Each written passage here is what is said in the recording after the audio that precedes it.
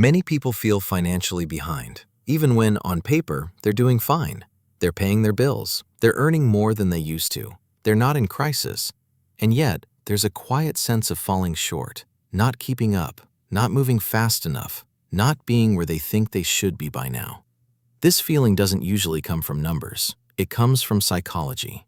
Behavioral economics shows that financial satisfaction is not driven by absolute progress. It's driven by relative comparison. In other words, we don't ask, "Am I better than before?" We ask, "How am I doing compared to others?" And the moment that comparison enters the picture, feeling behind becomes almost inevitable. Consider a common situation. Two people earn the same income, save the same amount, and live similar lives. One feels stable, the other feels anxious and behind. The difference isn't behavior, it's reference points. Psychologist Leon Festinger introduced social comparison theory in the 1950s. He showed that humans naturally evaluate themselves by comparing upward toward people who appear to be doing better. In money, this means we rarely compare ourselves to where we started. We compare ourselves to peers, coworkers, influencers, or imagined benchmarks of success. And those benchmarks keep moving.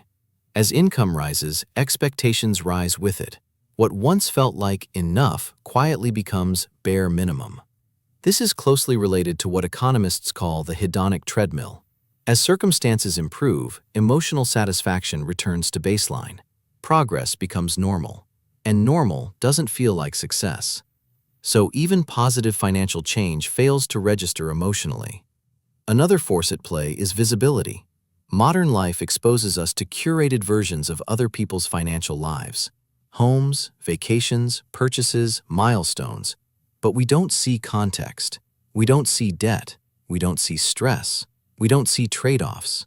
The brain fills in the gaps and usually assumes we're the ones lagging behind. Daniel Kahneman's research shows that the mind is especially sensitive to perceived loss relative to a reference point. If your reference point is constantly shifting upward, stability feels like failure. There's also a timing illusion. Many people carry an internal timeline of where they believe they should be at a certain age: career stage, savings level, lifestyle.